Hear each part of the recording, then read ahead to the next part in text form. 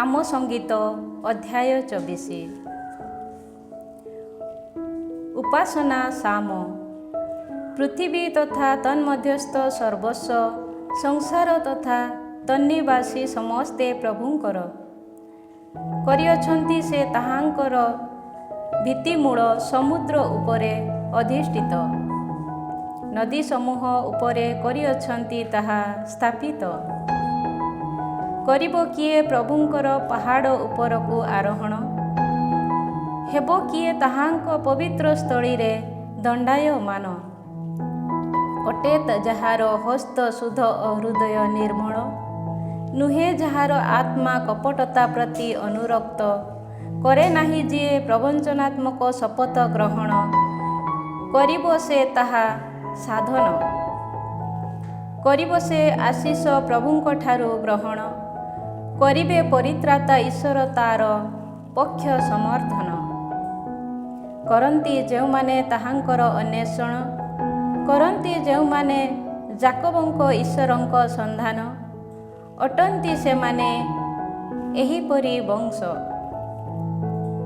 ହେ ଦ୍ୱାର ସକଳ, କର ମସ୍ତକ ଉତ୍ତୋଳନ, ହେ ପୁରାତନ ଦ୍ୱାର ସମୂହ, ଉତ୍ତୋଳନ ପୂର୍ବକ ହୁଅ ଦଣ୍ଡାୟମାନ।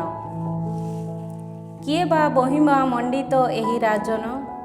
ଅଟନ୍ତି ସେ ଶକ୍ତିଶାଳୀ ତଥା ପରାକ୍ରମୀ ପ୍ରଭୁ, ଅଟନ୍ତି ସେ ଯୁଦ୍ଧ ପ୍ରବୀଣ ପ୍ରଭୁ।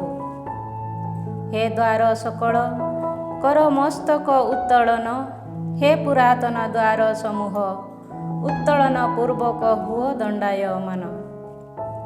କରନ୍ତୁ ପ୍ରବେଶ ମହିମା ମଣ୍ଡିତ ରାଜନ। କିଏ ବା ଏହି ମହିମା ମଣ୍ଡିତ ରାଜନ? ଅଟନ୍ତି ସେ ସେନାଧୀଶ ପ୍ରଭୁ, ଅଟନ୍ତି ସେ ମହିମା ମଣ୍ଡିତ ରାଜନ। ଅଧ୍ୟାୟ 25। ବ୍ୟକ୍ତିଗତ ବିଳାପ ଗୀତି। ହେ ପ୍ରଭୁ, କରେ ମୁଁ ଉତ୍ତୋଳନ, ତୁମ ସନ୍ନିଧାନେ ଆତ୍ମା ମୋର। ହେ ଈଶ୍ୱର, କରେ ମୁଁ ତୁମଠାରେ ଆସ୍ଥା ସ୍ଥାପନ। ସେଥି ସକାଶେ ଦିଅ ନାହିଁ ମୋତେ ହେବାକୁ ଲଜ୍ଜିତ। ନ ହୁଅନ୍ତୁ ଉଲ୍ଲସିତ ମୋ ସମ୍ବନ୍ଧେ ମୋର ଶତ୍ରୁଗଣ। ତୁମ ପ୍ରତି ଯେଉଁମାନେ ଅପେକ୍ଷାରତ, ନ ହୁଅନ୍ତୁ ସେମାନେ କଦାପି ଲଜ୍ଜିତ। ଯେଉଁମାନେ ଅଣାୟତ ପ୍ରବଞ୍ଚକ, ହୁଅନ୍ତୁ ସେମାନେ ଅପମାନିତ। ହେ ପ୍ରଭୁ, କରାଅ ମୋତେ ତୁମ ମାର୍ଗାବଳୀ ଅବଗତ, ଶିକ୍ଷା ଦିଅ ମୋତେ ତୁମ ମାର୍ଗର। ତୁମ ସତ୍ୟକୁ କର ମୋତେ ଆନୟନ, ମୋତେ ଶିକ୍ଷା ଦିଅ, କାରଣ ଅଟ ତୁମେ ମୋର ତ୍ରାଣେଶ୍ୱର। କରେ ମୁଁ ଅପେକ୍ଷା ତୁମ ପ୍ରତି ଦିନ ତମାମ। ହୁଅ ହେ ପ୍ରଭୁ, ତବ କରୁଣା ତଥା ନିରନ୍ତର ସ୍ନେହର ଅନୁସ୍ମୃତ, କାରଣ ହୋଇଥିଲା ତାହା ପୁରାତନରୁ ପ୍ରଦର୍ଶିତ। ହୁଅ ମୋ ଯୌବନ କାଳର ପାପ ତଥା ଅପରାଧ ସବୁ ବିସ୍ମୃତ। ତବ କରୁଣା ନିମନ୍ତେ ହେ ପ୍ରଭୁ, ହୁଅ ତୁମ ନିରନ୍ତର ସ୍ନେହ ଅନୁରୂପେ ମୋତେ ଅନୁସ୍ମୃତ। ଅଟନ୍ତି ପ୍ରଭୁ ମଙ୍ଗଳମୟ ତଥା ନ୍ୟାୟବାନ, ସୁତରାଂ କରନ୍ତି ସେ ପାପୀମାନଙ୍କୁ ପଥ ପ୍ରଦର୍ଶନ। କରନ୍ତି ସେ ବିନୀତମାନଙ୍କୁ ବିଚାର ମାର୍ଗରେ ଆନୟନ, ଦିଅନ୍ତି ବିନୀତମାନଙ୍କୁ ତାହାଙ୍କ ମାର୍ଗ ସମ୍ବନ୍ଧେ ସେ ଶିକ୍ଷାଦାନ। କରନ୍ତି ଯେଉଁମାନେ ପ୍ରଭୁଙ୍କର ବ୍ୟବସ୍ଥା ବିଧାନ ତଥା ସାକ୍ଷ୍ୟ ପାଳନ, ସେମାନଙ୍କ ପ୍ରତି ସମସ୍ତ ମାର୍ଗ ତାହାଙ୍କର ନିରନ୍ତର ସ୍ନେହ ତଥା ବିଶ୍ୱସ୍ତତା ପୂର୍ଣ୍ଣ। ହେ ପ୍ରଭୁ, ତୁମ ନାମ ସକାଶୁ ଦିଅ ମୋର ଦୋଷ ପ୍ରତି କ୍ଷମା। କରେ ଯିଏ ପ୍ରଭୁଙ୍କ ପ୍ରତି ଭୟଭକ୍ତି ପ୍ରଦର୍ଶନ, ଯେଉଁ ପଥ ତା ଦ୍ୱାରା ମନୋନୀତ କରିବା ଆବଶ୍ୟକ, ଦେବେ ପ୍ରଭୁ ତାକୁ ସେ ସମ୍ବନ୍ଧେ ଶିକ୍ଷୋପଦେଶ। କରିବ ସେ ଐଶ୍ୱର୍ଯ୍ୟରେ କାଳାତିପାତ, ତାର ସନ୍ତାନଗଣ କରିବେ ଦେଶ ଅଧିକାର। ପ୍ରଭୁଙ୍କ ପ୍ରତି ଯେଉଁମାନେ ଭୟଭକ୍ତି ପ୍ରଦର୍ଶକ, ସେମାନଙ୍କ ପାଇଁ ତାହାଙ୍କର ବନ୍ଧୁତ୍ୱ ସଂରକ୍ଷିତ। କରାଇବେ ସେ ସେମାନଙ୍କୁ ତାହାଙ୍କ ବ୍ୟବସ୍ଥା ବିଧାନ ଅବଗତ। ଚକ୍ଷୁ ମୋର ପ୍ରଭୁଙ୍କ ଅଭିମୁଖେ ଉତ୍ତୋଳିତ, କରିବେ ସେ ମୋର ପାଦଦ୍ୱୟକୁ ଜାଲରୁ ବହିର୍ଗତ। ଘୂରିତ ହୋଇ ମୋ ଅଭିମୁଖେ କର କରୁଣା ପ୍ରଦର୍ଶନ, କାରଣ ଅଟେ ମୁଁ ଏକାକୀ ତଥା ପୀଡ଼ିତ। ହୃଦୟ ମୋର ହେଉ ବ୍ୟଥାରୁ ବଞ୍ଚିତ, କର ମୋତେ କ୍ଲେଶ ସକଳରୁ ମୁକ୍ତ। କର ମୋର ଯାତନା ତଥା କ୍ଲେଶ ସମୂହ ପ୍ରତି ପରିଗଣନା, ମୋର ସମସ୍ତ ପାପ ପ୍ରତି ଦିଅ କ୍ଷମା। ଶତ୍ରୁଗଣ ମୋର ଯେଉଁଭଳି ଅନେକ, କର ଏହା ବିବେଚନା। କରନ୍ତି କେଉଁଭଳି ହିଂସାତ୍ମକ ବିଦ୍ୱେଷରେ ସେମାନେ ମୋତେ ଘୃଣା। କର ମୋ ଜୀବନକୁ ସଂରକ୍ଷଣ, କର ମୋର ରକ୍ଷଣାବେକ୍ଷଣ। ଦିଅ ନାହିଁ ହେବାକୁ ମୋତେ ଲଜ୍ଜିତ, ତୁମଠାରେ ମୁଁ ଶରଣାଗତ।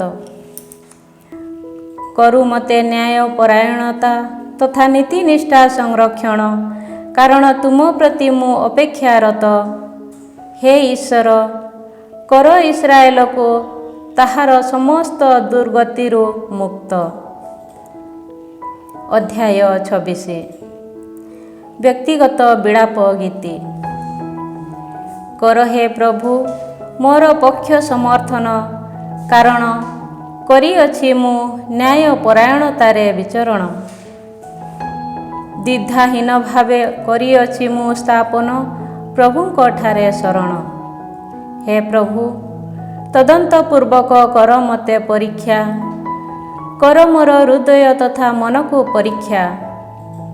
ମୋର ଦୃଷ୍ଟିରେ ତୁମ ନିରନ୍ତର ସ୍ନେହ ବିଦ୍ୟମାନ, ତୁମ ପ୍ରତି ବିଶ୍ୱସ୍ତତା ପୂର୍ବକ କରେ ମୁଁ ବିଚରଣ। କରେ ନାହିଁ ମୁଁ କପଟୀମାନଙ୍କ ଗହଣେ ଉପବେଶନ, ପ୍ରବଞ୍ଚନାମାନଙ୍କ ସହ ହୁଏ ନାହିଁ ମୁଁ ସମ୍ମିଶ୍ରଣ। କରେ ମୁଁ ଘୃଣା ଦୁଷ୍କର୍ମୀମାନଙ୍କ ସଂଘର୍ଷ, କରେ ନାହିଁ ମୁଁ ଦୁଷ୍ଟମାନଙ୍କ ଗହଣରେ ଉପବେଶନ। ହେ ପ୍ରଭୁ, ନିଷ୍କଳଙ୍କତାରେ କରେ ମୁଁ ମୋ ହସ୍ତ କ୍ଷାଳନ, ତୁମ ବଳିପୀଠକୁ କରେ ମୁଁ ପ୍ରଦକ୍ଷିଣ। କରେ ମୁଁ ଉଚ୍ଚ ସ୍ୱରରେ କୃତଜ୍ଞତା ସ୍ତୋତ୍ର ଗାନ, କରେ ମୁଁ ତୁମ ସମସ୍ତ ଅଦ୍ଭୁତ କର୍ମ ବିଜ୍ଞାପନ। ହେ ପ୍ରଭୁ, ତୁମ ଦ୍ୱାରା ଅଧ୍ୟୁଷିତ ଗୃହ ଓ ତୁମ ମହିମା ସ୍ଥାନକୁ କରେ ମୁଁ ସ୍ନେହା। କର ନାହିଁ ପାପୀମାନଙ୍କ ଗହଣେ ମୋତେ, କିମ୍ବା ରକ୍ତ ପିପାସୁମାନଙ୍କ ସହ ମୋ ଜୀବନକୁ ନିର୍ମୂଳ। କାରଣ ଅଟେ ସେମାନଙ୍କ ହସ୍ତ ଅନିଷ୍ଟତାରେ ପରିପୂର୍ଣ୍ଣ, ଅଟେ ସେମାନଙ୍କ ଦକ୍ଷିଣ ହସ୍ତ ଉତ୍କର୍ଷରେ ପୂର୍ଣ୍ଣ। କିନ୍ତୁ କରେ ମୁଁ ନିଷ୍କଳଙ୍କତାରେ ବିଚରଣ, କର ମୋତେ ରକ୍ଷା ଓ କର ମୋ ପ୍ରତି କରୁଣା ପ୍ରଦର୍ଶନ। ସମତଳ ଭୂମିରେ ପାଦ ମମ ଦଣ୍ଡାୟମାନ, କରିବି ମୁଁ ଜନମଣ୍ଡଳୀ ମଧ୍ୟେ ପ୍ରଭୁଙ୍କର ପ୍ରଶଂସା ଗାନ। ଅଧ୍ୟାୟ 27। ବ୍ୟକ୍ତିଗତ ବିଳାପ ଗୀତି। ଅଟନ୍ତି ପ୍ରଭୁ ଜ୍ୟୋତି ତଥା ପରିତ୍ରାଣ ମୋର, ହେବି ବା କାହା ପ୍ରତି ମୁଁ ଭୟ କାତର। ଅଟନ୍ତି ପ୍ରଭୁ ଦୁର୍ଗମ ଜୀବନର, ହେବି ବା ମୁଁ କାହା ପ୍ରତି ଭୟ କାତର। ମିଥ୍ୟା ଆରୋପ କରି ବିରୁଦ୍ଧେ ମୋର, କରନ୍ତି ଯେବେ ମୋତେ ଶତ୍ରୁ ତଥା ପ୍ରତିରୋଧୀ ବ୍ୟକ୍ତିଗଣ ଆକ୍ରମଣ, ତେବେ ସେମାନେ ନିଜେ ଝୁଣ୍ଟି ପଡ଼ି ହେବେ ପତିତ। ଯଦିଓ ପକାନ୍ତି ଏକ ସୈନ୍ୟବାହିନୀ ଛାଉଣି ବିରୁଦ୍ଧେ ମୋର, ତଥାପି ହେବ ନାହିଁ ହୃଦୟ ମମ ଭୀତତ୍ରସ୍ତ। ଯଦିଓ ହୁଏ ମୋ ବିପକ୍ଷେ ଯୁଦ୍ଧ ସଂଗଠିତ, ତଥାପି ହେବି ମୁଁ ଆସ୍ଥାବାନ। ଏକ ବିଷୟ ପ୍ରତି କରେ ମୁଁ ପ୍ରଭୁଙ୍କଠାରେ ପ୍ରାର୍ଥନା, କରେ ମୁଁ ଏକ ବିଷୟର ସନ୍ଧାନ, କରେ ମୁଁ ଯେପରି ପ୍ରଭୁଙ୍କ ଆଳୟେ ଜୀବନ ବସବାସ। କରେ ମୁଁ ଯେପରି ପ୍ରଭୁଙ୍କ ସୌନ୍ଦର୍ଯ୍ୟ ଦର୍ଶନ, କରେ ମୁଁ ଯେପରି ତାହାଙ୍କ ଆଳୟ ମଧ୍ୟରେ ତାହାଙ୍କ ଅଭୀଷ୍ଟ ସନ୍ଧାନ। ତାହାଙ୍କ ଆଳୟରେ କରିବେ ସେ ମୋତେ କ୍ଲେଶ ଦିନେ ଆଶ୍ରୟ ପ୍ରଦାନ, କରି ରଖିବେ ସେ ମୋତେ ତାହାଙ୍କ ଶିବିରରେ ଗୋପନ। କରାଇବେ ସେ ମୋତେ ଉଚ୍ଚ ଶୈଳ ଉପରେ ଦଣ୍ଡାୟମାନ। କରିବି ମୁଁ ମୋ ମସ୍ତକ ମୋ ଚତୁଃପାର୍ଶ୍ୱସ୍ଥ ଶତ୍ରୁମାନଙ୍କ ମଧ୍ୟରେ ଉତ୍ତୋଳନ। କରିବି ମୁଁ ଆହ୍ଲାଦ ଧ୍ୱନି ସମେତ ତାହାଙ୍କ ଶିବିରରେ ବଳିଦାନ। ପ୍ରଭୁଙ୍କ ଉଦ୍ଦେଶ୍ୟ କରିବି ମୁଁ ପ୍ରଶଂସାପୂର୍ବକ ସୁମଧୁର ସଙ୍ଗୀତ ଗାନ। ଡାକି ଉଚ୍ଚ ସ୍ୱରରେ ହେ ପ୍ରଭୁ କରେ ମୁଁ ଯେବେ କ୍ରନ୍ଦନ, ତେବେ କର ମୋତେ ଶ୍ରବଣ, ଶୁଣ କରୁଣା ପୂର୍ବକ ମୋ ନିବେଦନ। ଦେଇଅଛ ତୁମେ ଆଦେଶ, କର ମୋ ମୁଖ ସନ୍ଧାନ। ହୃଦୟ ମୋର କରେ ତୁମ ପ୍ରତି କଥନ, କରେ ମୁଁ ତବ ମୁଖ ଅନ୍ୱେଷଣ। କର ନାହିଁ ତୁମ ମୁଖ ମୋ ଠାରୁ ଲୁକାୟିତ, ସହାୟକ ମୋର ହେ ଈଶ୍ୱର। କର ନାହିଁ କ୍ରୋଧ ସହ ତୁମ ଦାସକୁ ବହିଷ୍କୃତ, ମୋର ପରିତ୍ରାଣର ହେ ଈଶ୍ୱର। କର ନାହିଁ ଉପେକ୍ଷା, କର ନାହିଁ ମୋତେ ବିତାଡ଼ନ। କରନ୍ତି ମୋତେ ଉପେକ୍ଷା ଯଦିଓ ପିତାମାତା ମୋର, କରିବେ ତଥାପି ପ୍ରଭୁ ମୋତେ ସ୍ୱୀକାର। ହେ ପ୍ରଭୁ ତୁମ ମାର୍ଗ ସମ୍ବନ୍ଧେ ମୋତେ ଶିକ୍ଷା ଦିଅ, ମୋ ଶତ୍ରୁଗଣ ଯୋଗୁଁ କର ମୋତେ ସମତଳ ପଥେ ଆନୟନ। କର ନାହିଁ ମୋତେ ମୋ ବିରୋଧୀମାନଙ୍କ ହସ୍ତେ ସମର୍ପଣ, ହୋଇଛନ୍ତି କପଟୀ ସାକ୍ଷୀଗଣ ମୋ ବିରୁଦ୍ଧେ ଉତ୍ଥିତ। କରନ୍ତି ସେମାନେ କ୍ରୂରତାକୁ ବିଶ୍ୱାସ ତ୍ୟାଗ। ଜୀବିତମାନଙ୍କ ଦେଶେ କରିବି ଲାଭ ମୁଁ ପ୍ରଭୁଙ୍କ ମଙ୍ଗଳତାର ଦର୍ଶନ, ଏହା ଅଟେ ବିଶ୍ୱାସ ମୋର। ହୁଅ ପ୍ରଭୁଙ୍କ ପ୍ରତି ଅପେକ୍ଷାରତ, ହୁଅ ସାହସୀ, ହେଉ ଦୃଢ଼ମନା ହୃଦୟ ତୁମର। ହଁ ହୁଅ ପ୍ରଭୁଙ୍କ ପ୍ରତି ଅପେକ୍ଷାରତ। ଅଧ୍ୟାୟ 28 ବ୍ୟକ୍ତିଗତ ବିଳାପ ଗୀତି। ହେ ପ୍ରଭୁ କରେ ମୁଁ ପ୍ରାର୍ଥନା, ଡାକି ନାମ ତୁମର। ହେ ଶୈଳ ମୋର, ହୁଅ ନାହିଁ ମୋ ପ୍ରତି ବଧିର। ହୁଅ ତୁମେ ଯଦି ନୀରବ ମୋ ପ୍ରତି, ତେବେ ଯାଆନ୍ତି ଯେଉଁମାନେ ପାତାଳକୁ ଅବତରି, ହେବି ମୁଁ ସେମାନଙ୍କ ପରି। ତବ ପବିତ୍ରତମ ଆଳୟ ଦିଗେ ହସ୍ତ ଉତ୍ତୋଳନ ପୂର୍ବକ କରେ ମୁଁ ଯେବେ ତୁମ ନିକଟରେ ସାହାଯ୍ୟ ପାଇଁ କ୍ରନ୍ଦନ, ତେବେ କର ମୋ ନିବେଦନର ସ୍ୱର ଶ୍ରବଣ। ଦୁଷ୍କର୍ମୀ ଦୁଷ୍ଟମାନଙ୍କ ସମେତ କର ନାହିଁ ମୋତେ ଅପସାରିତ। କରନ୍ତି ସେମାନେ ସେମାନଙ୍କ ପ୍ରତିବେଶୀମାନଙ୍କ ସହ ଶାନ୍ତିର କଥନ, ତଥାପି ସେମାନଙ୍କ ଅନ୍ତରରେ ଦୁଷ୍ଟତା ବିରାଜମାନ। କର୍ମାବଳୀ ଅନୁସାରେ ସେମାନଙ୍କର, ଅନୁରୂପେ ଦୁଷ୍ଟ କାର୍ଯ୍ୟ ସେମାନଙ୍କର।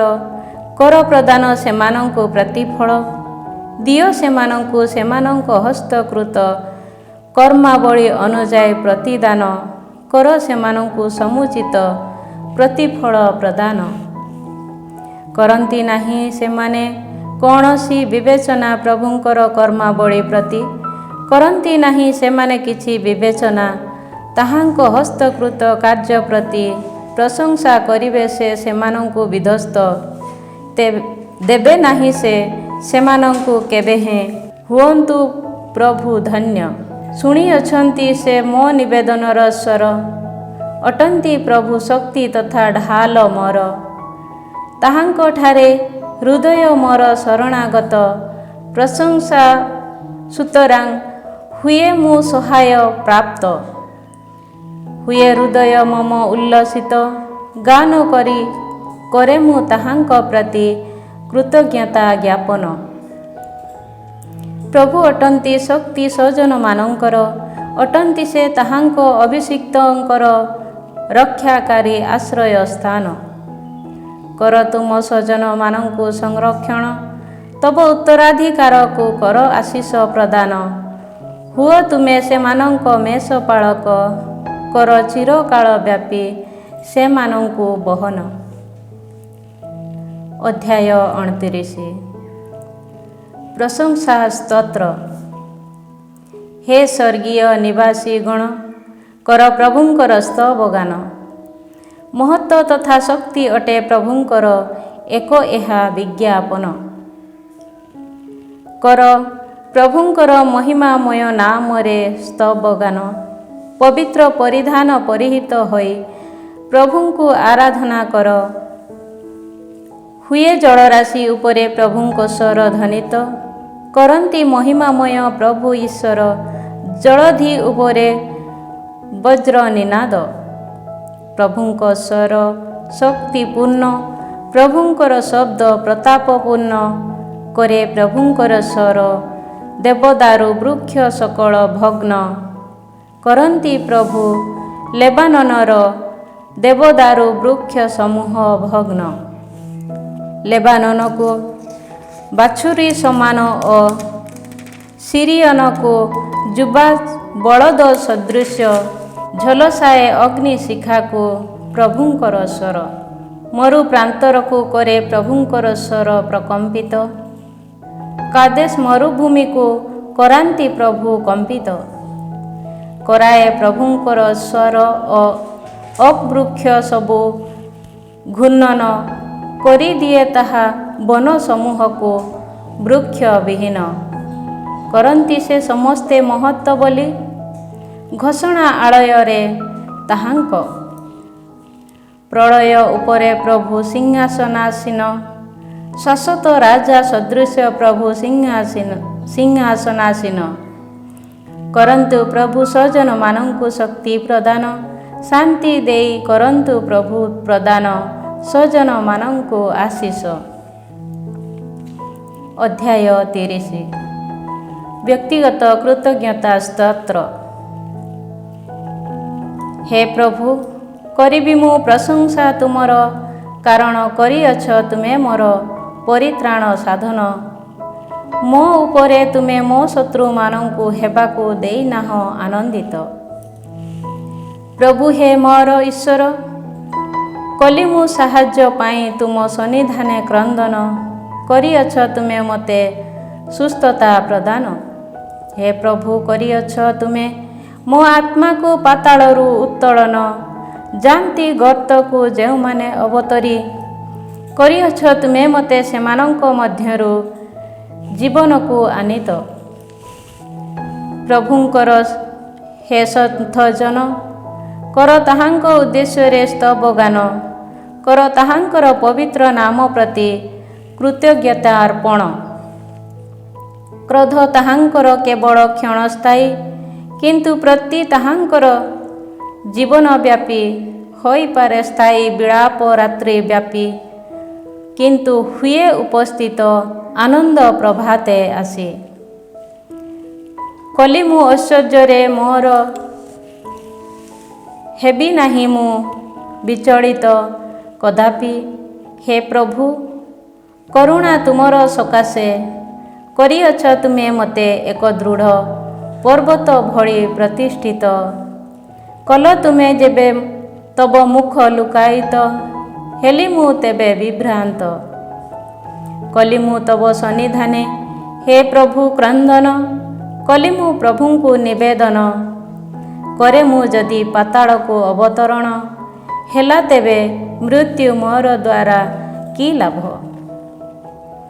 करिब कि धूଳି तब स्तुति गान करिब कि ताहा तुम विश्वस्तता विज्ञापन हे प्रभु प्रार्थना मोर शुणी हुओ मो प्रति सदय हुओ तुमे मोर सहाय विलापकु मोर करिअछ तुमे आनंदरे परिणत फिटाई चटवस्त्र मोहर करिअछ तुमे मते आनंदरे परिहित सुतरां नीरव न रही करिब आत्मा मोर तब स्तुति गान करिबी सर्वदा हे मो प्रभु ईश्वर तुम प्रति कृतज्ञता अर्पण।